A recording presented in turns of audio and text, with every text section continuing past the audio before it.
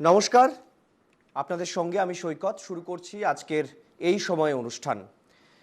প্রেমেন্দ্র মিত্রের একটা কবিতা আছে, কবিতার নাম হঠাৎ যদি। আমায় যদি হঠাৎ কোনো ছলে কেউ করে দেয় আজকে রাতের রাজা, করি গোটা দুয়েক আইন জারি, দু একখানায় খুব কষে দিই সাজা। আমায় যদি হঠাৎ কোনো ছলে কেউ করে দেয় আজকে রাতের রাজা, ওলট পালট করি বিশ্বখানা, ভাঙি যেথায় যত নিষেধ সব, মনের মতো কানুন করি কটা, রাজা হওয়ার খুব করে নি ঘটা। প্রেমেন্দ্র মিত্রের কবিতায় তাকে যদি এক রাতে রাজা করে দেওয়া হয়, তাহলে তিনি আইনকে কিভাবে দেখবেন, আইনকে কিভাবে তিনি ব্যবহারিক প্রয়োগ করবেন, তার একটা কাব্যিক ব্যবহারিক ছল তিনি দেখিয়েছেন। বিরোধীরা বলছেন যে আগামীকাল মানে আজ রাত 11:59 পর থেকে, মানে ঠিক ঘড়ির কাঁটা যখন 12টা ছুবে, তখন থেকে আমাদের দেশে আমরা যে শব্দগুলোর সঙ্গে পরিচিত আইপিসি অর্থাৎ Indian penal code, CrPC,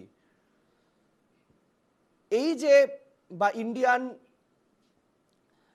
act যেগুলো রয়েছে আমাদের, যেগুলো ব্রিটিশ আমল থেকে চলে আসছে, এভিডেন্স অ্যাক্ট, এইগুলো সব নাম পাল্টে তাতে যুক্ত হচ্ছে ভারতীয় শব্দ। যেমন ইন্ডিয়ান পেনাল কোড 1860 সালে যার শুরু, যার নাম পাল্টে রাখা হচ্ছে ভারতীয় ন্যায় সংহিতা।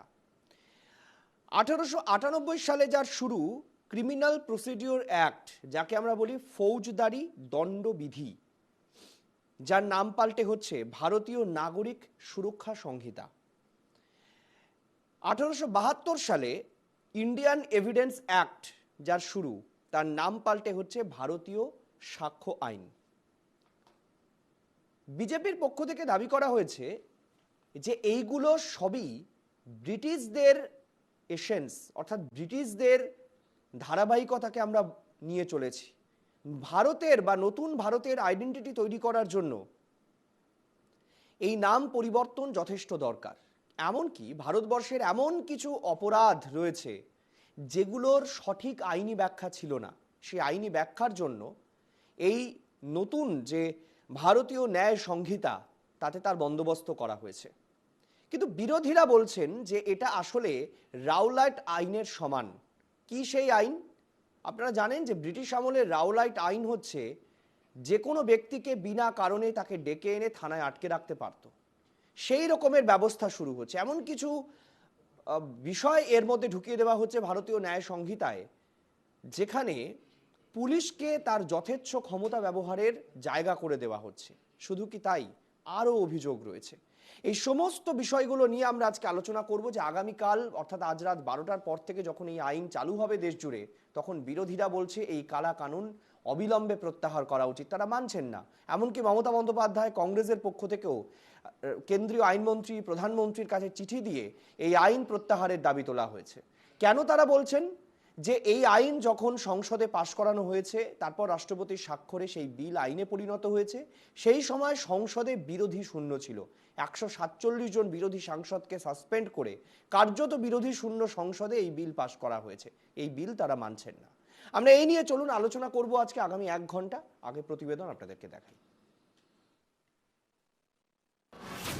শিব ঠাকুরের আপন দেশে আইন কানুন সর্বনেশে, কেউ যদি যায় পিছলে পড়ে কায়দা এসে পাকড়ে ধরে, কাজীর কাছে হয় বিচার, 21 টাকা দণ্ড তার। মোদী সরকারের 3 ফৌজদারি আইন নিয়ে অনেকটা এমনটাই মত বিরোধীদের। এক দুটি নয়, 3 আইনে গুচ্ছ আপত্তি তুলেছে বিরোধী শিবির। দেশের প্রবীণ আইনজীবীদের একাংশেরও একই মত। গত ডিসেম্বরে সংসদের 2 কক্ষে 146 জন বিরোধী সাংসদকে সাসপেন্ড করা হয়। কার্যত বিরোধী শূন্য সদনেই পাশ করিয়ে নেওয়া হয় 3 আইন। আলোচনা ছাড়া আইন পাশের তীব্র বিরোধিতা করেন রাহুল গান্ধী। গণতন্ত্রের উপর ক্রমাগত আঘাত বলে অভিযোগ তোলেন কংগ্রেস নেতা। সোমবার আইন কার্যকর হওয়ার আগে কোমর বেঁধে নেমেছেন বিরোধীরা। শুক্রবার সুপ্রিম কোর্টে জনস্বার্থ মামলা দায়ের হয়েছে। লোকসভায় কংগ্রেস সাংসদ ও আইনজীবী মনীশ তিওয়ারি মুলতবি প্রস্তাবের নোটিশ এনেছেন। Criminal laws which are to be implemented from the 1st of July 2024 So an adjournment notice had been given on NEET by the India Alliance partners. I had specifically given a notice with regard to the criminal laws that their implementation must be stopped. It's unfortunate that it was not discussed. প্রধানমন্ত্রীকে চিঠি দিয়ে নতুন ৩ আইন কার্যকরের সময় পিছিয়ে দেওয়ার অনুরোধ জানিয়েছেন মুখ্যমন্ত্রী মমতা বন্দ্যোপাধ্যায়। ৩ আইন নিয়ে সংসদে আলোচনার দাবি তুলেছেন তৃণমূল নেত্রী।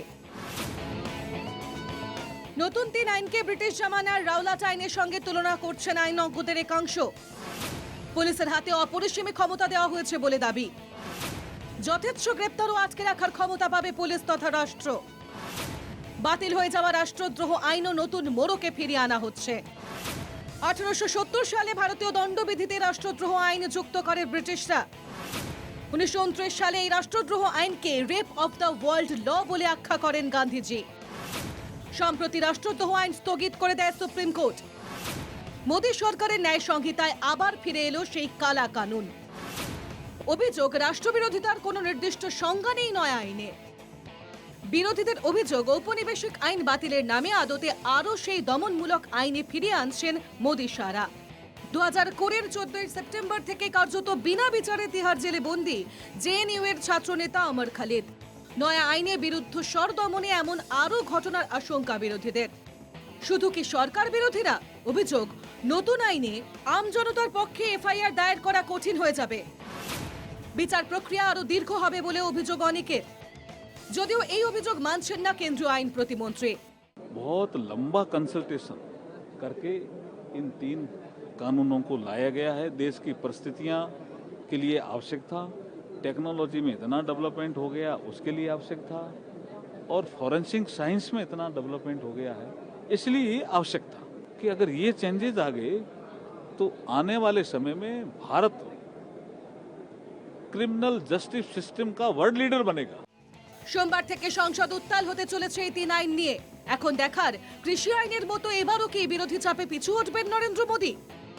আগে থেকে লোকসভায় বিরোধী শক্তি বাড়ায় সেই সম্ভাবনা উড়িয়ে দিচ্ছেন না রাজনৈতিক পর্যবেক্ষকরা।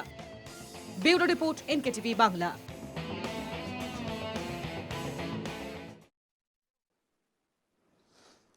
আমি পরিচয় পর্বে আসবো। আমাদের সঙ্গে যারা আজকের এই আলোচনায় যোগ দিয়েছেন, আমাদের সঙ্গে আলোচনায় রয়েছেন প্রদীপ্ত মুখোপাধ্যায়, তৃণমূল কংগ্রেস মুখপাত্র। প্রদীপ্তকে স্বাগত আমাদের এই আলোচনায়। আমাদের সঙ্গে রয়েছেন আলী হোসেন সাহেব, বিজেপি মুখপাত্র, আপনাকে স্বাগত। শুভাশিস ভট্টাচার্য, কংগ্রেস মুখপাত্র, এবং রয়েছেন আশিস ঘোষ, বিশিষ্ট সাংবাদিক এবং রাজনৈতিক বিশ্লেষক। আশিসদা, আপনাকে স্বাগত।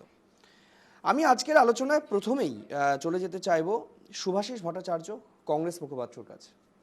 শুভাশিসদা, আমরা পরিষ্কার বললাম যে 1 জুলাই মানে আজ রাত 12টার পর থেকে, মানে 12টা 1 মিনিট থেকে বা 12টা থেকে সারা দেশ জুড়ে দণ্ড সংহিতার 3টি রূপ প্রকাশিত হচ্ছে। এখন প্রশ্ন হচ্ছে, সারা ভারতবর্ষের মানুষ কি আজকের এই আইন কার্যকর সম্পর্কে বিন্দুমাত্র তাদের কাছে কোনো সম্যক ধারণা আছে? যে তারা যা জানতেন এতদিন ধরে আইন সম্পর্কে, তার সমস্ত কিছু A to Z পরিবর্তন হয়ে যাচ্ছে? না, সবচাইতে ভয়ঙ্কর কথা হলো ভারতবর্ষের স্বাধীনতা সংগ্রামে যারা অবতীর্ণ হয়েছিল, বা আমরা স্বাধীনতা পাওয়ার পর যেভাবে আমরা স্বাধীন হয়েছি, স্বাধীন ভারতের স্বাধীন নাগরিক হয়েছি, এবং আমরা সরকারের বিরুদ্ধে, সরকারের যদি কোনো রকম মানে তাদের চলন চালনে কোনো রকম যদি দেখি যে এটা প্রতিবাদ করার প্রয়োজন আছে, স্বাধীন ভারতের যে কোনো সরকারের ভূমিকায় আমরা প্রতিবাদ করেছি। এবং প্রতিবাদ করার পর আমরা এটাই মনে করতাম যে সিভিল সোসাইটির কাজ হলো সরকারকে বোঝানো যে তুমি যে সিদ্ধান্ত নিচ্ছ সেই সিদ্ধান্তটা ঠিক না। এই স্বাধীনতার পর, আমরা স্বাধীন হওয়ার পর আবার যেন মনে হচ্ছে আমরা ব্রিটিশ রাজনীতিতে চলে এসেছি। মানে কোনো সিভিল রাইটস মুভমেন্ট থাকবে না, কোনো রকম সরকারি মানে ভূমিকার কোনো বিরোধিতা থাকবে না, সরকার যেটা মনে করবে সেটা করবে। ভারতবর্ষের মানুষ এই আইন যদি সত্যি সত্যি মানে ইমপ্লিমেন্টেড হওয়া শুরু হয়, তাহলে একটা ডিক্টোরিয়াল একটা শাসনের ব্যবস্থার মধ্যে আবার আমরা ভারতবর্ষের মানুষদের সাথে নিয়ে প্রবেশ করতে চলেছি। যারা ভোট দিয়েছে বিজেপিকে, তারা বুঝতে পারছে না যে কি ভয়ঙ্কর অবস্থার মধ্যে তাদের দিন আসছে। কারণ হলো, যে সময় এই আইনটা পাস হয় সেই সময় শীতকালীন অধিবেশন ছিল এবং 147 প্রতিবেদনে তোমরা দেখালে 147 জনকে বহিষ্কার করা হয়েছে যাতে আইনটা পাস হয়। তার মানে ওইখান থেকে শুরু হলো, আইনটা পাস করার থেকে শুরু হয়েছিল স্বৈরতন্ত্র, মানে একটা পদক্ষেপ। এবং স্বৈরতন্ত্রের পদক্ষেপের জন্য, স্বৈরাচারী পদক্ষেপের ওই দিন থেকে শুরু হওয়ার পর আগামী দিনে মোদিজি যত টিকে থাকছে, যতদিন থাকবে, ততদিন মানুষকে নিপীড়ন, নিষ্পেষণ, অত্যাচার সহ্য করতে হবে এই আইনের মধ্যে দিয়ে, এবং করবে আগামী দিনে। আমরা দেখতে পাচ্ছি বারবারা রাও থেকে আরম্ভ করে ওমর খালেক থেকে আরম্ভ করে অরুন্ধতী রায় পর্যন্ত মানুষের মধ্যে আছে আন্ডার থ্রেট, মানে পলিটিক্যাল থ্রেট।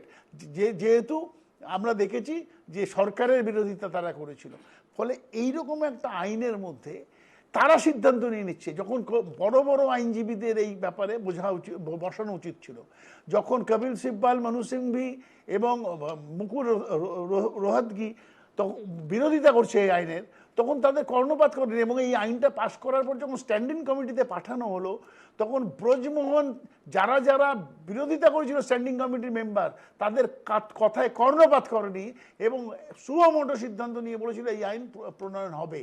তো সুতরাং ভারতবর্ষের বুকে ওই যে রাওলাট আইন যেরকম করেছিল যে সরকার বিরোধী যেন কোনো কণ্ঠস্বর না থাকে, আজকেও সেটাই হতে চলেছে। স্বাধীন ভারতের আরেক কালিমালিপ্ত অধ্যায় এই নাগরিকদের ওপর চাপিয়ে দিচ্ছে, যে নাগরিকরা সরকারকে ভুল ত্রুটি দেখিয়ে দিয়ে আন্দোলন করতো, সরকারের সিদ্ধান্তে পরিবর্তন আনার জন্য আন্দোলন করতো যদি কোনো ভুল আন্দোলন হতো। আমরা দেখেছি 700 কৃষক মারা গিয়েছে আন্দোলন করে, আইন প্রবর্তন করতে হয়েছে, তাকে রোল ব্যাক করতে হয়েছে নরেন্দ্র মোদী সরকারকে, কৃষি আইনকে। সুতরাং এখন যে অবস্থা হবে, তাতে কিছুতেই কোনো অবস্থাতে আমরা যদি লড়াই করি, তাহলে পরে যে নিপীড়ন আমাদের উপর আসবে, আন্দোলনকারীদের উপর আসবে, ভাবা যায় না। আমরা দেখছি যে পুলিশের হাতে যেভাবে ক্ষমতা দেওয়ার একটা আইন আসছে পুলিশের হাতে, তাতে এমনিতেই পুলিশকে তো আমরা দেখেছি যে যা খুশি করছে, মানে অর্থের বিনিময়ে খুনের মামলাকে চার্জশিট দিচ্ছে যাতে খুন মানে এসে বেরিয়ে যায়। সেই রকম ঘটনা আরো বাড়তে থাকবে এবং পুলিশরা দেদার পয়সা রোজগার করবে এই আইনকে সামনে রেখে। বেশ, আমি আলী হোসেন সাহেবের কাছে যাব। আলী হোসেন সাহেব, বিরোধীদের আর্তনাদ, আপনারা বলেন যে বিরোধীরা সবসময় আর্তনাদ করে আপনাদের বিরুদ্ধে। আমি বলছি 2019 সালে যখন আপনারা ক্ষমতায় এলেন, তখন আপনারা মেজরিটি ছিলেন এবং সেই মেজরিটির ভিত্তিতে আপনারা এই সংসদে আইনটা পাশ করাতে পেরেছিলেন। কিন্তু এখন যদি এই ধরনের কোনো আইন আসতো, তাহলে সংসদে পাশ হতো কিনা সেটা একটা বড় বিষয়। এবার প্রশ্ন হচ্ছে এখানে আরও একটা, যে আপনারা যদি এই 147 জনকে সাসপেন্ড না করতেন, তাহলে লোকসভায় এই বিল নিয়ে আলোচনা করার সুযোগ পেত বিরোধীরা। এটা 1 নম্বর বিষয়। 2, বিরোধীদের আর্তনাদ এখনও রয়েছে যখন এই বিলটা কার্যকর হতে যাবে আগামীকাল সকাল থেকে। কিন্তু আমার প্রশ্ন আপনার কাছে থাকবে, এই বিলটা নিয়ে আপনারা কি এতটাই সিরিয়াস, মানে এই বিলটা আপনারা কেন ইমপ্লিমেন্ট করার জন্য এতটাই সিরিয়াস, যেখানে ব্রিটিশ ঔপনিবেশিকতার বাদ দিয়েও আর কি অন্য রহস্য বা অন্য গল্প আছে এর মধ্যে? কেন হঠাৎ করে এই বিলটাকে নিয়ে বা এটা আইনে এটাকে এত তাড়াতাড়ি ইমপ্লিমেন্ট করার জন্য আপনারা উঠে পড়ে লেগেছে?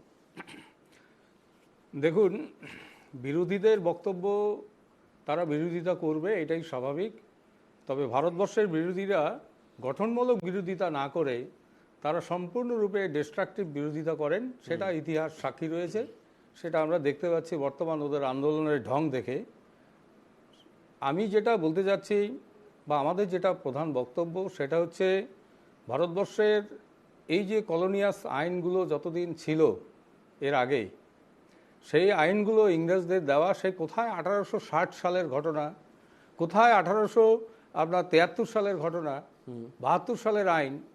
সেই সময় ইংরেজরা যে আইন করেছিল, সেই আইনগুলোকে সংশোধন, পরিবর্ধন এবং পরিমার্জন করার প্রয়োজন ছিল। সেই হিসাবে ভারতীয় ন্যায় সংহিতা 2023 এটা করা হয়েছে, ভারতীয় নাগরিক সুরক্ষা সংহিতা সেটা করা হয়েছে 2023-এ, এবং পরবর্তীতে ভারতীয় সাক্ষ্য আহ, অভিযান আইন যেটা সেটা করা হয়েছে, 3টা আইন অর্থাৎ 45, 46, 47 নম্বর অ্যাক্টে এই আইনগুলো নিয়ে আসা হয়েছে ভারতবর্ষের মানুষের সুরক্ষার জন্য, ভারতবর্ষের নাগরিকের সুরক্ষার জন্য, ভারতবর্ষের মানুষের ন্যায় পাওয়ার জন্য, ভারতবর্ষের বিচার ব্যবস্থা দ্রুত যেন করা যেতে পারে তার জন্য। আজকে 10 বছর 15 বছর ধরে একটা বিচার ব্যবস্থা পড়ে রয়েছে, মানুষ যে মানে বিচার সেখানে পাচ্ছে না। সেই জায়গায় দাঁড়িয়ে যদি আমরা দ্রুত একটা মানে আপনার বিচারের একটা সিদ্ধান্ত ভারত সরকার নিতে চায় বা কোর্ট যদি নিতে চায়, আপত্তিটা কোথায় বিরোধীদের বলুন? তারা চাক যে বছরের পর বছর তারা হ্যাং হয়ে পড়ে থাক, এইভাবে বহু আসামি বহু বিচারকের সঙ্গে মানে এখনো সিদ্ধান্ত হয়নি, অথচ তারা মোরে ভূত হয়ে গেছে আজ থেকে 20 বছর আগে। আপনাকে তাহলে এইভাবে চলতে পারে না। সুভাষিস দা, আপনাকে কিছু সেই জন্য প্রশ্ন করতে না, চাইছি। আরেকটা কথা বলছি, এই যে কথাটা বলতে যাচ্ছি যে ভারত সরকার যে এই আইনটা এনেছেন, মাননীয় আইন রাষ্ট্রমন্ত্রী পরিষ্কার করে বলছেন বর্তমান যুগোপযোগী আইন, এবং এই ভারতবর্ষের এই আইন ব্যবস্থা দেখে সারা পৃথিবী আমাদের দিকে তাকিয়ে থাকবে। ভারতবর্ষের পক্ষে এটা সম্ভব। সুভাষিস দা, গণতান্ত্রিক দেশে আলীর কাছে একটা এইরকম প্রশ্ন- শান্তিপূর্ণ একটা সুশৃঙ্খল আইন ভারতবর্ষের কাছে মানুষ পাচ্ছে। সরকারই তো বিশৃঙ্খলা তৈরি করছে এইসব আইন এনে। আমার কথা হয়েছে যে 3.5 কোটি মামলা পেন্ডিং হয়ে রয়েছে, ক্রিমিনাল মানে ফৌজদারি মামলা, সেগুলো কোন আইনে শাসন মানে ইসে হবে, বিচার হবে?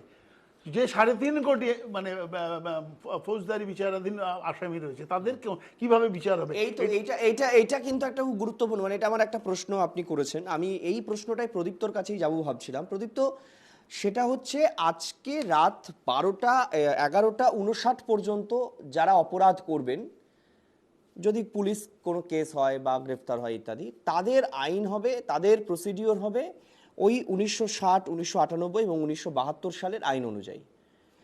আর মাফ করো, 1900 বলছি, 1860, 1898 এবং 1872 সালের আইন অনুযায়ী। আর যদি ঠিক 12টার সময় কোনো ব্যক্তি গ্রেফতার হন বা তার বিরুদ্ধে প্রসিডিংস শুরু হয়, তাহলে তার নতুন বিচার হবে ভারতীয় দণ্ড সংহিতার 3টে ভারতীয় দণ্ড সংহিতা অনুযায়ী। তার মানে একই বিচারালয়ে 2 অপরাধীর বিচার হবে 2টো আইন অনুযায়ী।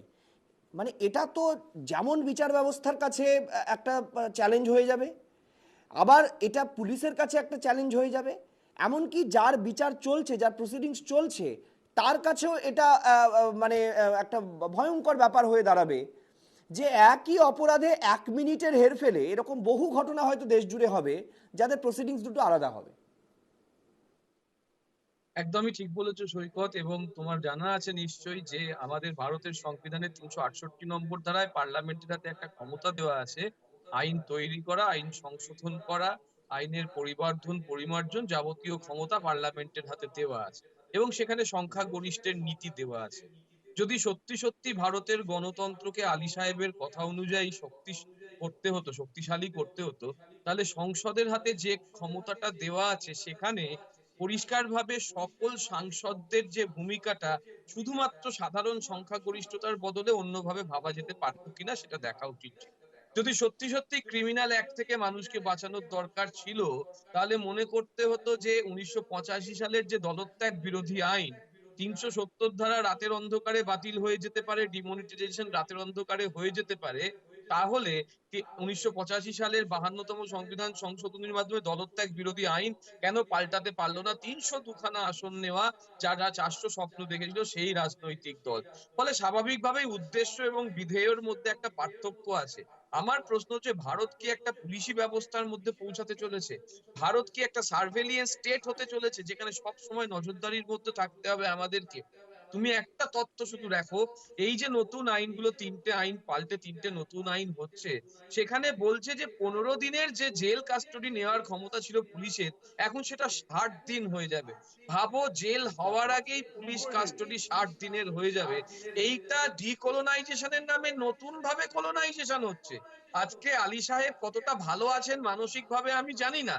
ওই দলে যখন হিন্দু রাষ্ট্র করার প্রক্রিয়া হচ্ছে, আর আলী সাহেব যখন ওই দলের হয়ে এখানে খুব ভালো ভালো কথা বলছেন, তখন কষ্ট হয় যে আলী সাহেব চোখ থাকতেও কেন অন্ধ হয়ে বসে রয়েছেন, যে একটা ড্রাকোনিয়ান অ্যাক্ট আনা হচ্ছে, আরো কোলোনাইজড করে দেওয়ার চেষ্টা করা হচ্ছে, এমন হিন্দু রাষ্ট্রের দিকে নিয়ে যাওয়া হচ্ছে যেখানে রক্তের সম্পর্কের বদলে আলিদা মানুষের কিছু বলতে সম্প্রদায়। চাইছেন প্রদীপ্ত? না, আমার যেটা বক্তব্য আছে প্রদীপ্ত বাবুকে আমি বলতে চাচ্ছি, দেখুন এই তো সদ্য কদিন আগে একটা ইলেকশন হয়ে গেল, লোকসভার ইলেকশন।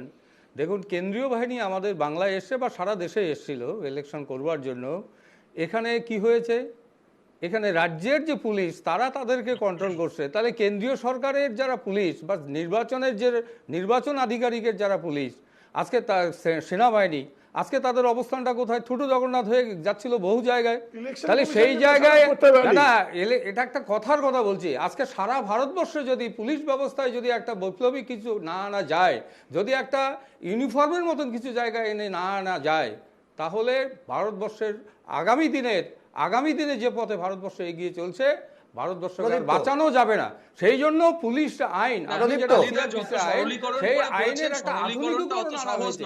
এতে কি এমন মহাভারত অশুদ্ধ হয়ে গেল? মুসলিম হয়েও আলিদা বিজেপিতে ভালো রয়েছেন, এইটা কতটা সহজ যদি হতো, তাহলে ভারতের যে গণতান্ত্রিক ফ্লেভার, সেই ফ্লেভারটা এভাবে নষ্ট হতো না। আমি আবারও বলছি, আলিদা 15 দিনের জেল কাস্টাডি ছিল, তাতেই ভারবারা রাও সহ অন্যান্যদের অবস্থা কি হয়েছে আপনি জানেন, তাতেই স্ট্যান স্বামী কিভাবে মৃত্যু হয়েছে সেটা আপনি জানেন, তাতেও জানেন যে পম্পা মানে যে আমাদের অধ্যাপিকা, তার অবস্থা কি হয়েছিল। ফলে যে আইন রয়েছে সেটাকে যদি আপনি ঢেলে সাজানোর কথা বলেন এবং বলে ডিকলোনাইজেশনের নামে উপনিবেশবাদের বিরুদ্ধে গিয়ে নতুন উপনিবেশ শুরু করে দিতে চান, সেটা কিন্তু ভয়ানক বিপদ। আমি এটাই বলছি। শুধু একটা তত্ত্ব আলিদা, আমি 15 দিনের বদলে 60 দিন শুধু মানে কাস্টডি, তাহলে বুঝুন যে পুলিশের ওপর কতটা নিয়ন্ত্রণ তৈরি করতে পারবে মানুষ, বা মানুষের ওপর পুলিশ কতটা নিয়ন্ত্রণ করবে। প্রদীপ্ত এক মিনিট আমি প্রদীপ্ত আমি প্রদীপ্ত একটুখানি বলে দিই, তুমি যে বলছো 3টে জায়গায় পুলিশের ক্ষেত্রে বড় ক্ষমতা দেওয়া হয়েছে। কি দেওয়া হয়েছে? আগের আইনে গ্রেফতারের পর আদালতের অনুমতি সাপেক্ষে অভিযুক্তকে সর্বোচ্চ 14 দিন হেফাজতে রাখতে পারত এবং রাখতে পারত পুলিশ। তবে নয়া আইনে বলা হয়েছে 60 দিন বা সর্বোচ্চ 90 দিন পর্যন্ত। 3 মাস, কোথায় 14 দিন আর কোথায় 90 দিন, এটা 1। 2, নয়া আইনে বাতিল হয়েছে পুলিশ হেফাজতে থাকা বন্দির প্রতি 48 ঘন্টা অন্তর স্বাস্থ্য পরীক্ষার বিধান। নয়া আইনে বলা হয়েছে চিকিৎসক যদি মনে করে তবেই স্বাস্থ্য পরীক্ষা করতে হবে। মানে আমরা দেখেছি কোনো ব্যক্তিকে যদি গ্রেফতার করা হতো, তাকে আগে হাসপাতালে, তাকে আদালতে পেশের আগে তার এক্সামিন করা হতো যে পুলিশ তাকে মারধর করেছে কিনা, তার শারীরিক অবস্থার কিছু কেমন ছিল, এইগুলো নিয়ে কিন্তু আগামী দিনে দ্বন্দ্ব তৈরি হবে। 3, ইডির মতোই আদালতের অনুমতিকে ব্যতি রেখে, মানে আদালতের অনুমতি ছাড়াই অভিযুক্তের সম্পত্তি বাজেয়াপ্ত করা যাবে এই নতুন আইনে। যেমন ইডি সম্পত্তি ক্রোক করতে পারে, বাজেয়াপ্ত করতে পারে, পুলিশও এবার থেকে সম্পত্তি নিয়ে নিতে পারবে। মানে এই যে বিষয়গুলো আসছে, এটা নিয়েই সম্ভবত প্রদীপ্ত বলার চেষ্টা করছে। এবার আমি আশিস ঘোষের কাছে আসতে চাইব। আশিস দা, আমি যে বিষয়গুলো নিয়ে আলোচনা করছি সেটার মধ্যে খুব গুরুত্বপূর্ণ বিষয় হচ্ছে যে বিরোধীরা মূলত আপত্তি তুলছে এই কারণে। এবার বিরোধীদের আপত্তি যদি আমরা দেখি, তাহলে মূলত পুলিশি যে ব্যবস্থা তাকে ঢেলে সাজানো হয়েছে এবং তাতে দেখা যাচ্ছে পুলিশের ওপর বাড়তি কোথাও একটা ক্ষমতা তাদেরকে দিয়ে দেওয়া হচ্ছে। আবার ঠিক উল্টো পক্ষে যদি আমি দেখি, তাহলে শিশু এবং মহিলাদের বিরুদ্ধে যে অপরাধগুলো এতদিন ছিল, অপরাধগুলো হতো, বা এমন কিছু অপরাধ ছিল যে অপরাধগুলোর জন্য ঠিক ওই ধারাতেই সাজা দেওয়ার জায়গা ছিল না, সেই জায়গাগুলোকে ঘুরিয়ে অন্য কোনো ধারার মাধ্যমে দেখে সাজা দেওয়া হতো। সেই ক্ষেত্রে শিশু এবং মহিলাদের বিরুদ্ধে অপরাধের ক্ষেত্রে কঠোর সাজার ব্যবস্থা থাকছে। যেমন ভারতীয় ব্যবস্থায় ফাঁসি প্রায় উঠেই গেছিল, কিন্তু 3টে গুরুতর অপরাধের ক্ষেত্রে ফাঁসি আবার ফিরিয়ে আনা হচ্ছে। তার মধ্যে একটা যেটা আমাদের রাজ্যে গত কয়েকদিন ধরে টানা চলছে, খুব গুরুত্বপূর্ণ ঘটনা, পর গণপিটুনিতে কেন্দ্র সরকার বলছে ফাঁসির সাজা অবধারিত। ফলে দুদিকেই তো ব্যালেন্স হচ্ছে। দেখো, চট করে এক কথায় এর উত্তর হয় না। প্রথমত, আমি আইনজ্ঞ নই, অত বিশদে আইনের ইমপ্লিকেশন যত দিন যাবে দেশের মানুষের সঙ্গে আমরাও বুঝবো। কিন্তু একটা তো ধারণা হয়, আমি একটা ভারতের নাগরিক, আমার ভোটাধিকার আছে, আমি সরকারি কর দিই, সরকারি আইন কানুন মেনে চলি। আমার সব থেকে বড় কনসার্ন আমার ব্যক্তি স্বাধীনতা, আমার বাক স্বাধীনতা। 19A সংবিধানে স্বীকৃত আমার মৌলিক অধিকার। কোশ্চেন হচ্ছে যে এইটা কতটা সুরক্ষিত হবে। প্রাইমারিলি একটা নাগরিকের সব থেকে বড় কনসার্ন হবে এটাই। যেমন ধরো সিডিশন আইন যেটা ছিল, রাষ্ট্রদ্রোহের আইন, রাষ্ট্রের বিরুদ্ধে ষড়যন্ত্রের আইন 124-এর আইপিসি, সেইটাকে নানা রকম কায়দা করে ঘুরিয়ে টুরিয়ে নিয়ে আসা হলো, কিন্তু মূল যে জায়গাটা সেই জায়গাটা কি পাল্টালো? অর্থাৎ রাষ্ট্রদ্রোহের নামটা বদলে, আমি যদি এখানে একটা অদ্ভুত কথা বলা হচ্ছে, আগে ছিল রাজদ্রোহ, এখন হচ্ছে রাষ্ট্রদ্রোহ। বুঝো কাণ্ড। তুমি জানো যে এই আইনটা সবার প্রথমে বিনা বিচারে কয়েদ হয়েছিল বাল গঙ্গাধর তিলক স্বাধীনতা সংগ্রামে, যাকে গান্ধীজি ঘৃণ্যতম আইন বলেছিলেন। আজকে এই যে নূতন মোড়কে একটা পুরনো মদ আবার আনা হচ্ছে, তাতে যদি ভালো করে লক্ষ্য করো, আইনের স্পিরিটটা কিন্তু বদলায়নি, বরং সাজার যে শর্তগুলো বা ট্রায়ালের যে শর্তগুলো সেগুলো কিন্তু অপরিবর্তিত। অর্থাৎ সরকার মনে করলে যেগুলো রাষ্ট্রের বিরুদ্ধে বলে মনে করছে, অথবা তাদের সরকারে তাদের বিরুদ্ধে মনে করছে, দরকার হলে তাকে নির্বিবাদে জেলে বিনা বিচারে, আমি আন্ডারলাইন করছি বিনা বিচারে, এই মুহূর্তে 3 বছর 4 বছর, তোমার মনে থাকবে এলগার পরিষদের যারা বিশিষ্ট চিন্তাশীল চিন্তানায়ক, তারা, যার মধ্যে স্ট্যানস্বামী মারাই গেছেন, তারা রয়েছেন, ভারবারারাও, কি অকথ্য অবস্থায় তাকে রাখা হয়েছিল। এখন একটা স্বাধীন রাষ্ট্রে একটা বিরোধিতা করার, বিরুদ্ধ মত, বিরুদ্ধতার কোনো অধিকার যদি না থাকে, সেটা গণতন্ত্র নয়, ফার্স।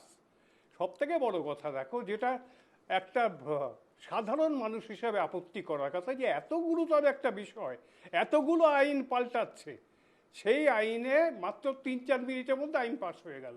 কেন?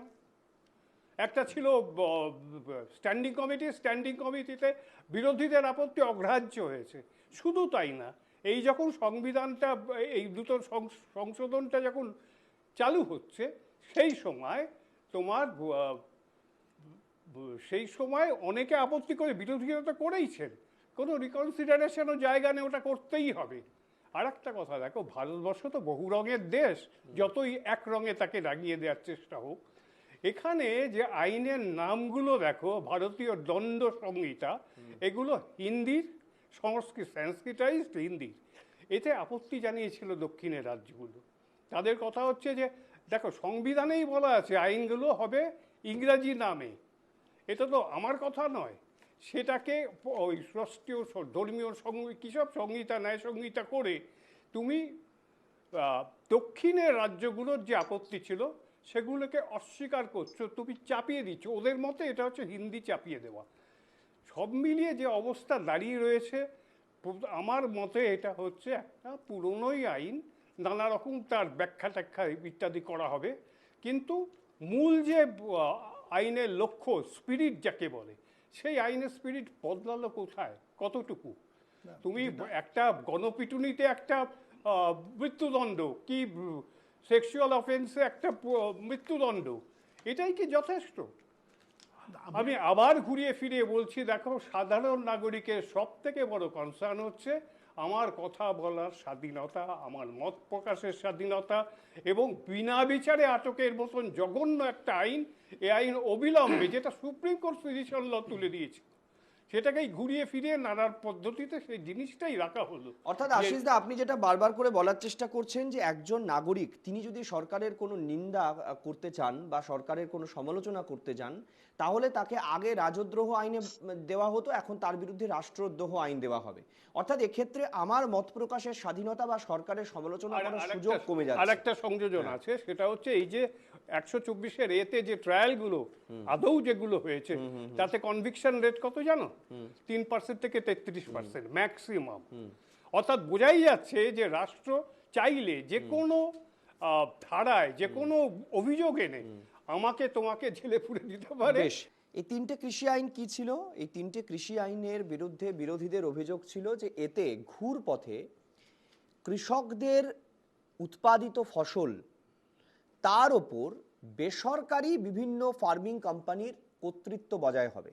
কিন্তু শাসক দলের মানে বিজেপির বক্তব্য ছিল কৃষিজাত পণ্য যাতে বড় উন্মুক্ত মার্কেটে তারা নিজের ফসল নিজে বিক্রি করতে পারে।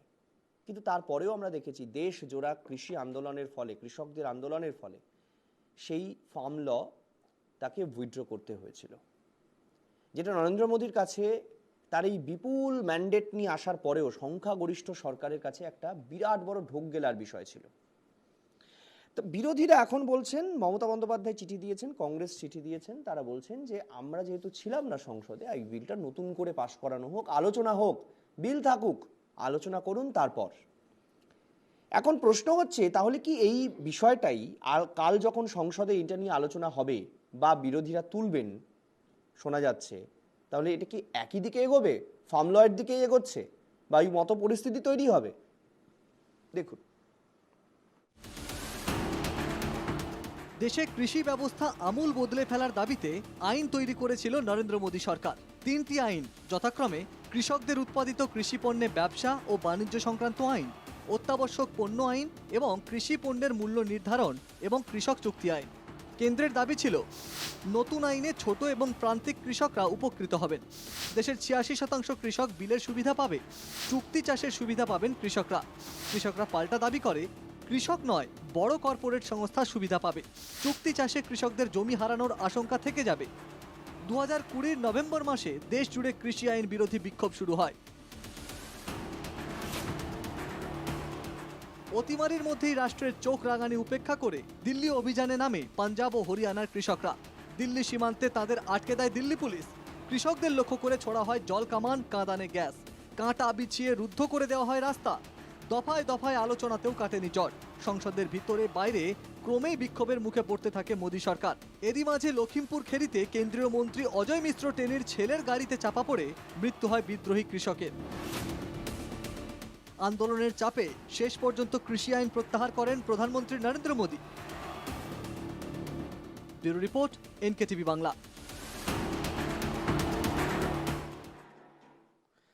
আমি প্রথমে প্রদীপ্ত তোমার কাছে যেতে চাইবো। তোমাদের পক্ষ থেকে মমতা বন্দ্যোপাধ্যায় বলেছেন আমরা সংসদে ছিলাম না, আমরা এই বিল মানি না। আমার প্রশ্ন হচ্ছে আগামীকাল সংসদে এই নিয়ে নিঃসন্দেহে আলোচনা তোলা হবে এবং তখন দেশ জুড়ে এই 3টি যে আইন, ভারতীয় দণ্ড সংহিতার 3টি আইন, সেটা দেশ জুড়ে লাগু হয়ে যাবে। কিন্তু এই আইন তো আর মানে যদি গভর্নমেন্ট তুলে না নেয় তাহলে তুলে নেওয়ার আর কোনো রাস্তা নেই, কারণ এটা পদ্ধতি মেনেই হয়েছে। পদ্ধতি বলতে সংসদে পেশ হয়েছে, তারপর সেটা পাশ হয়েছে, রাষ্ট্রপতি সই করেছেন, যাকে একেবারে সরাসরি নিয়ম মাফিক বলে সেই নিয়ম মাফিকই হয়েছে। ফলে এটাকে অসাংবিধানিক বলার আর কোনো জায়গা নেই। কিন্তু যদি না সরকার 3টি কৃষি আইনের মতো তুলে না নেয়, যদিও বিরোধীরা এক কথায় বা তোমরা এক কথায় বলছো যে আইনটা রাওলাট আইন। দেখো, ইতিমধ্যে 21শে জুন মমতা বন্দ্যোপাধ্যায় কেন্দ্রীয় সরকারকে চিঠি দিয়েছেন। চিঠি দিয়ে তিনি তার গ্রেভ কনসার্ন ব্যক্ত করেছেন যে এই আইনটা কিভাবে ড্রাকোনিয়ান হতে চলেছে এবং এটা মানুষের জন্য কতটা ক্ষতিকারক, এটাকে উনি পোস্টপোন করতে বলেছেন এবং রিভিউ করার জন্য আবেদন জানিয়েছেন। তারপরেও কোনো উত্তর তো আসেনি। ছেড়ে দাও, এখানে গণতন্ত্রের কিরকম অবস্থা তোমরা জানো, কোনো উত্তর দেওয়ার কোনো প্রয়োজন বোধ করেন না এরা কেউ। আরো বড় কথা, 150 জনকে বাইরে পাঠিয়ে দেয়। বাইরে পাঠিয়ে দিয়ে বলে যে তোমরা বেরিয়ে যাও, তোমরা কেউ না সংসদে, তোমরা নিয়ম ভেঙেছো।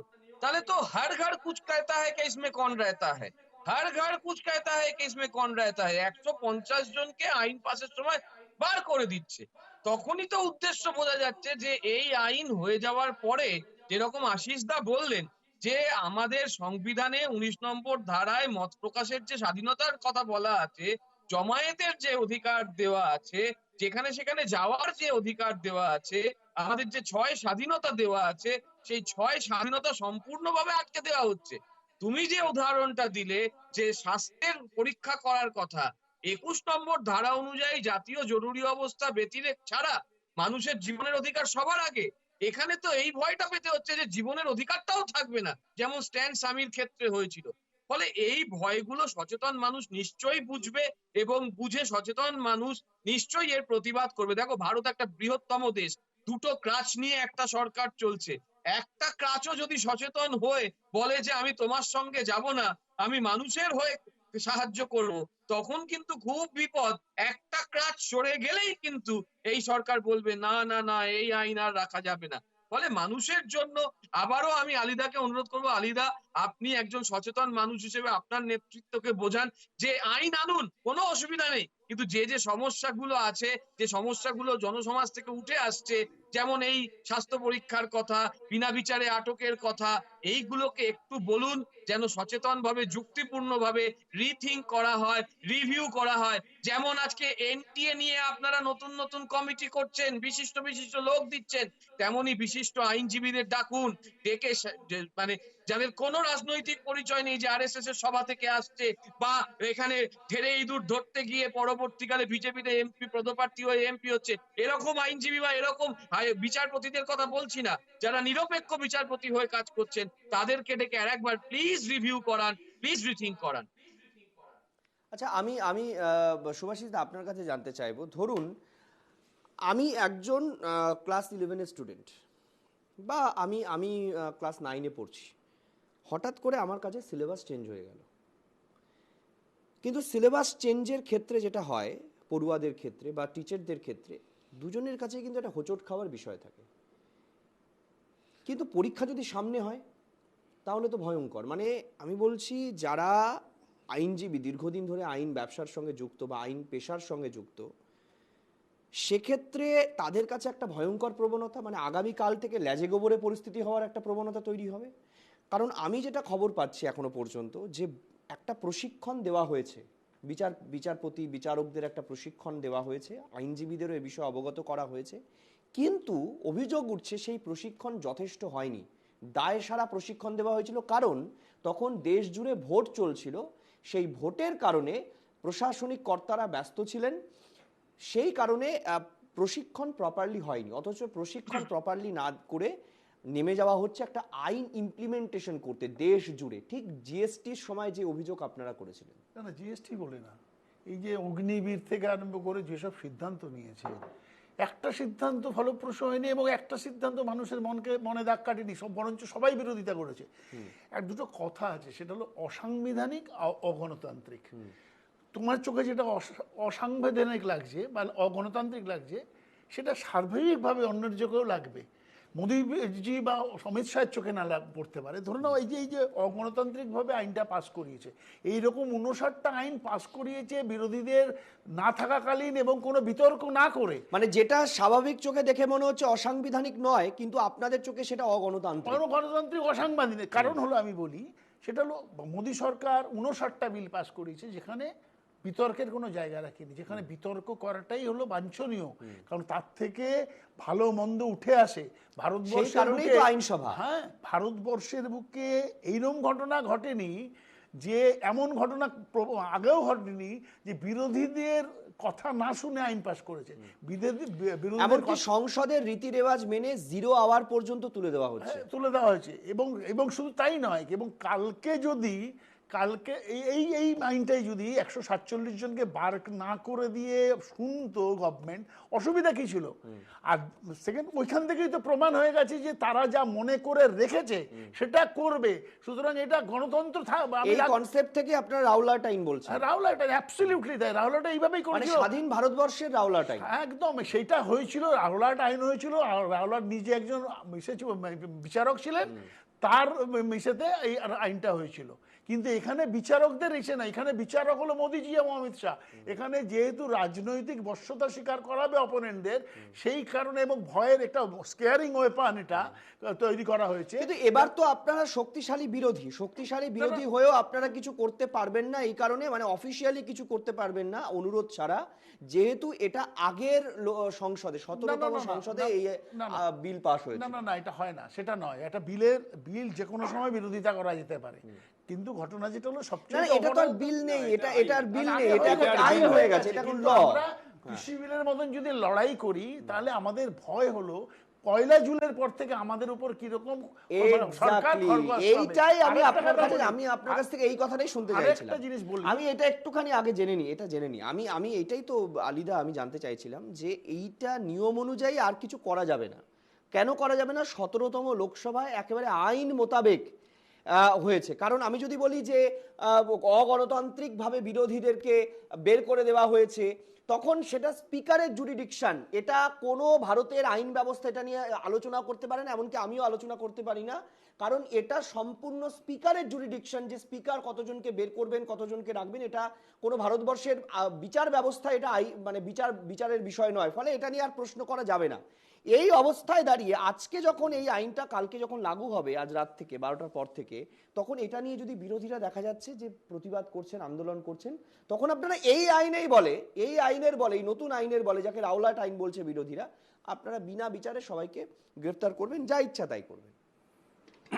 দেখুন, ব্যাপারটা হচ্ছে আপনারা বললেন, আপনাদের পক্ষ থেকে যা বলা সেটা তো বলছেনই, কিন্তু দেখুন যে বিষয়টা কোনো না কোনোভাবে তো আইন একটা সময় থেকে স্টার্ট হবেই, এটা তো সময় বলবে কখন থেকে সেটা স্টার্ট হবে, কালকের থেকে সেই আইন স্টার্ট হবে, আপনারা সবই দেখছেন। কিন্তু এমন কিছু আলোচনা হচ্ছে, ভেবে ভেবে আলোচনা হচ্ছে, এটা যদি হয় তাহলে ওটা হতে পারে, এরকম তো বিষয়টা পরিষ্কার করে সেই আইনে কি কি রয়েছে সেগুলো ওখানে উল্লেখ করা আছে। সেই হিসাবে ভারতবর্ষের আইন ব্যবস্থা, ভারতবর্ষের আলিদা, আইনটা তো নরমপন্থী নয়, আইনটা চরমপন্থী। হ্যাঁ, সেই কারণে বিরোধীদের ভয়। আপনারা শাসক, আপনারা তো বিরোধীদেরকে সেই আশ্বাসটা দেবেন যে হ্যাঁ 2024 সালের আজকের দিন পর্যন্ত যা হয়েছে তার পুনরাবৃত্তি 2024 সালে আগামীকাল থেকে হবে না। এটা তো বিরোধীদের কনফিডেন্সে না আপনাদের কাজ। আপনারাই তো বলেছেন যে বিরোধীদেরকে কনফিডেন্সে নিয়ে আমরা সরকার চালাবো। সহমত? সেটা বলছি, 146-47 জন এমপিকে পার্লামেন্টের স্পিকার সে আপনার বের করে দিয়েছিল বলে সেই সুযোগে নাকি বিজেপি আইন এনেছে, ইত্যাদি ইত্যাদি বিষয়, বিল এনেছে, এগুলো বলেছেন।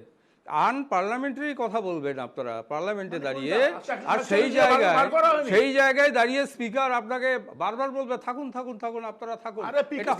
রাহুল গান্ধীর মাইক বন্ধ করে দিয়েছে। এই আইনের প্রয়োজনীয়তা আছে এবং ছিল, ভারতবর্ষের বিচার ব্যবস্থার একটা আধুনিক এবং সংস্করণ দরকার ছিল বলে এটা করা হয়েছে। এটা নিয়ে ভয় পাওয়ার কোনো কারণ নেই, ভারতবর্ষের নাগরিকের ভয় পাওয়ার কোনো কারণ নেই। ভারত সরকার ভারতবর্ষের নাগরিকের সঙ্গে রয়েছে। সুভাষিস দা এক মিনিট প্লিজ প্লিজ প্লিজ। আমি বলছি আপনাদের সবাই এত ভয় পাচ্ছে কেন আলিদা, প্রশ্নটাকে অন্যভাবে নেবেন না। আমি বলছি আপনারা কৃষি আইন আনলেন ভালোর জন্য, প্রশ্নটা বুঝবেন ভালো করে। আপনারা কৃষি আইন আনলেন কৃষকদের ভালোর জন্য, কৃষকরা ভয় পেল। আপনারা যারা ভারতবর্ষের নাগরিক, যাদের নাগরিক নয় কিন্তু ভারতবর্ষে ভোট দিচ্ছিলেন, তাদের জন্য আপনারা নাগরিকত্ব আইন আনলেন, কিন্তু ভয় পেল গোটা ভারতবর্ষের মানুষ। আচ্ছা, আপনারা আরো একগুচ্ছ এরকম বিল, যেমন এই দণ্ড সংহিতা আনলেন, কিন্তু বিরোধীরা ভয় পাচ্ছে। আপনারা যা ভালোর জন্য না, প্লিজ লেট মি ফিনিশ। আমি বলছি যা ভালোর জন্য আনছেন, কেন ভয় পাচ্ছে যে আপনারা কনফিডেন্সে না নিয়ে হঠাৎ করে চালু করে দিচ্ছেন, সেই কারণে এই আইন বুঝতে পারবে মানুষ। বিরোধীরা মানুষকে বিভ্রান্ত সৃষ্টি করেছে, ভুল বুঝিয়েছে, এটা আমরা দেখেছি। এটা কিন্তু বাতিল হয়নি। প্রদীপ্ত তোমরা বিভ্রান্ত করছো মানুষকে, তোমরা বিভ্রান্ত করছো। আমরা কিচ্ছু জানি না, কিচ্ছু বুঝি না, দেশের জনগণ কিচ্ছু জানে না, কিচ্ছু বোঝে না। 37%, 33% ভোট পেয়ে যারা ক্ষমতায় আছে তারাই সব বোঝে। তাহলে বাকি 67%কে, বাকি 63%কে বোঝান। কেন পারছেন না বোঝাতে সহজ ভাষায়? কেন যখন আমরা বলছি যে আপনারা উপনিবেশবাদ থেকে মুক্তি দেওয়ার জন্য নতুন করে উপনিবেশবাদ শুরু করছেন, আপনারা মডার্নাইজেশন বা আধুনিকীকরণের নামে আরো বেশি করে ব্রিটিশ রাজের ব্যবস্থাপনা নিয়ে আসছেন। ঐক্যবদ্ধ ভারত তৈরি হচ্ছে, প্রদীপ্ত বাবু, ঐক্যবদ্ধ ভারত তৈরি করবার জন্য এই আইনের বিষয় ছিল, প্রয়োজন ছিল। আলিদা, আপনার ঐক্যবদ্ধ ভারতে অঞ্জলি বিড়লা যেমন থাকছে, যারা একটা পরীক্ষাতেই আইএএস পাস করে যাচ্ছে এবং পরবর্তীকালে জানা যাচ্ছে দুর্নীতি হয়েছে বলে অভিযোগ, তেমনি আলিদাও থাকছে। কিন্তু আলিদা পার্লামেন্টে যেতে পারছে না, একজন মুসলিম প্রতিনিধি পার্লামেন্টে যেতে পারছে না বিজেপির তরফ থেকে, একজন মন্ত্রী হতে পারছে না। বিজেপির নেতারা 30%, 70% করছে। তাহলে কিসের ঐক্যবদ্ধ ভারত? আপনারা রক্তের সম্পর্কে মানেন নাকি ধর্মের সম্পর্কে মানেন, সেটা আগে পরিষ্কার করুন। আপনি হয়তো জানেন না, ভারতীয় জনতা পার্টির এবারেও বিজেপির পার্লামেন্টে প্রার্থী ছিল বিজেপির, আপনারা সেটা জানেন না, সে সুভাষিস জিতে দা, আসতে পারেনি আলী, বলে। আলী, আমি একটু বলি, সেটা হলো নাম বলে দিন। শাসকের আইন তৈরি করা হয়েছে। তা আমরা দেখেছি যে ব্রিজভূষণ যখন শরণ সিং এর এগেনস্টে যখন মহিলা কুস্তিগিররা মানে ধর্ষণের মামলা আনলো, তখন এফআইআরটা পর্যন্ত হয়নি। তার মানে শাসক মনে করেছে এফআইআরটা করা যায় না, পুলিশকে সেটা দিয়েছে, অর্ডার দিয়েছে যে এফআইআরটা নিও না। পরে সুপ্রিম কোর্ট থেকে ব্রিজভূষণের এগেনস্টে এফআইআর করতে হয়েছে, পরে তদন্ত করে বলে যে কিছু হয়নি। তার মানে পুলিশকে যেভাবে রাখা হচ্ছে এই আইনে, তাতে শাসকের আইন হবে, যে যেখানে শাসন করবে সে সেইভাবে পুলিশকে চালাবে। ফলে মুশকিল হবে আর কি ভারতবর্ষের নাগরিকদের। নাগরিক অধিকারকে বঞ্চিত করা হচ্ছে, নাগরিকের প্রতিবাদকে বঞ্চিত করা হচ্ছে। আসলে এই আইনটা নাগরিকত্বের ওপর একটা, নাগরিকদের ওপর একটা মারাত্মক কারাধাপ্পা, এবং আগামী দিনে নাগরিকরা সন্ত্রস্ত হয়ে থাকবে। শাসকের কোনো লোক যদি বলে কেস করতে যাবে না, তাহলে সে ভয়ে পুলিশ স্টেশনে যাবে না, কারণ পুলিশ স্টেশনে যাওয়ার পর তাকেও আটকে রাখতে পারে এবং 60 দিন পরে তাকে বলতে পারে তুমি মানে দোষী বা দোষী না, এখন বেরোতে পারো। 60 দিন তাকে পৌঁছতে হবে জেলে, এমন একটা আইন করা হচ্ছে। এবং সেই আইনের জন্য কোনো কথা হলো না পার্লামেন্টে, যেখানে কথা বলো ইন্টারাকশনের জায়গা ছিল, সেখানে সেই সুযোগ দেওয়া হলো না। তার মানে এটা সম্পূর্ণভাবে শাসকের আইন হচ্ছে।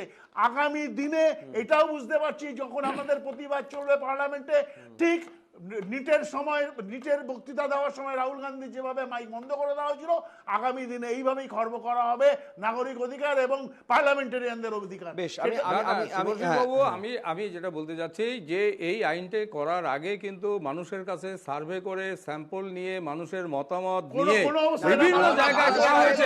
আপনারা দেখুন, না না, এটা সত্যের অবলম্বন করবেন না সুভাষ বাবু, এটা সাধারণ মানুষের সঙ্গে কথা বলে বিভিন্ন ক্ষেত্রে করা হয়েছে। আমি বলতে চাইছি, আপনাদের একটা আইন পাস হচ্ছে, আইন নিয়ে আলোচনাটা কোথায় হবে? রাস্তায়? আইন নিয়ে তো আলোচনা হবে সংসদে, আলোচনা করার জায়গা তো সংসদ। এক মিনিট সুভাষিস দা, আমার বক্তব্য হচ্ছে, আপনারা যদি এই আইনটা নিয়ে এতই কনফিডেন্ট হন, তাহলে এই বিলটাকে আবার এই সংসদে নতুন করে পেশ করুন, পেশ করে আলোচনা করুন। যদি আইন পাস হয়ে যায়, আমরা কথা দিচ্ছি আমরা আবার 1 ঘন্টা শো করব। করতে পারবেন? সম্ভব? আপনারা তো কনফিডেন্ট, আপনারা বলছেন সব ঠিক আছে, জনগণের মতামত নিয়ে হয়েছে, সব নিয়ে হয়েছে, তাহলে কনফিডেন্ট, এতটাই যদি কনফিডেন্স থাকে আপনাদের, তাহলে এই আইনটা আবার পেশ হোক সংসদে পেশ হোক, যেখানে আলোচনা, আজকে বিরোধীরা শক্তিশালী, আরো ভালো আলোচনা হবে। ফলে একটা বিষয় খুব পরিষ্কার আলী সাহেব, আপনাদেরও এখন আর পেছনে যাওয়ার জায়গা নেই, বিরোধীদেরও এগোনোর জায়গা নেই। আমরা এই শোটা এই কারণে করলাম যে আগামী কাল থেকে অনেকেই জানেন না যে এই ভারতবর্ষের আইন পাল্টে যাচ্ছে, ভারতবর্ষের বিচার প্রক্রিয়ার আইন পাল্টে যাচ্ছে, সাক্ষ্য গ্রহণের আইন পাল্টে যাচ্ছে, অপরাধীদের সাজা দেওয়ার আইন পাল্টে যাচ্ছে। আমরা সত্যিই জানি না। আমার মনে হয় আজকে যদি আমরা একটা সার্ভে করতে বেরোতাম রাস্তায়, 99 জন জানেন না। কেন জানেন? আজ রাত 11:59 যদি একটা কোনো গাড়ি অ্যাক্সিডেন্ট হয়, দুর্ভাগ্যজনক হলেও, তার জন্য যে আইন, তিনি যে শাস্তি পাবেন, আর 12টায় যদি একটা অ্যাক্সিডেন্ট হয়, যদি আমরা চাই না, কিন্তু তার অপরাধের সাজা 3 গুণ হবে। ভাবতে পারছেন? মানে একই অপরাধে, একই দেশে, একই অপরাধের ক্ষেত্রে 2 রকমের সাজা হবে। মানে এটা কিভাবে সম্ভব? তখন তো সেটা মানবাধিকারের প্রশ্নে চলে যাবে। আমি আশিসদার কাছে জানতে চাইবো, আশিসদা, এই সন্ধিক্ষণটা নিয়ে আমি বেশি চিন্তিত, যখন দেখা যাবে যে আগামী কয়েক বছর এইটা নিয়ে একটা বিরাট টালমাটাল পরিস্থিতি তৈরি হবে, বিচার প্রক্রিয়াও ধীরে হয়ে যেতে পারে। একটা ব্যাপার বলি, যে কোনো আইন যে কোনো সময় হলে একই সমস্যা হতো, ঠিক, কিন্তু আমার কাছে সবথেকে বড়, আবার ঘুরে ফিরে বলি, দেশে আইনটা হয় কেন? আইনটা হয় একটা বিচার, সুষ্ঠু বিচার, এবং সবার জন্য ন্যায়, ওই সবকা কি সহমত ইত্যাদি, ওদের কথাই ধার করে বলি, সবার মতামত যাতে সুরক্ষিত থাকে, যাতে নির্ভয়ে সে বলতে পারে, তা নাহলে গণতন্ত্র বৃথা, এই গণতন্ত্র মানেই হয় না।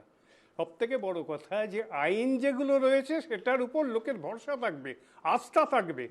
আজকে এমন অবস্থা কেন তৈরি হবে যে আজকে আমাকে বসে বা আপনাদের বসে এই কথাগুলো ভাবতে বা বলতে হচ্ছে যে আমি ন্যায় বিচার পাবো? তো তার কারণ দৃষ্টান্ত পরপর দেখো, আমি অন্য কোনো কথা বলছি না, অন্যগুলো হয়তো যুগান্তকারী, কিন্তু আমি কনসার্ন একটা সাংবাদিক হিসাবে, আমি কনসার্ন আমার মত প্রকাশের স্বাধীনতা। আজকে আমার ভয় করে কি লিখলে কি হবে, কারণ একটাই কারণ যে যে দৃষ্টান্তগুলো আমি দেখছি সেগুলো খুব সুবিচারের কথা বলে না।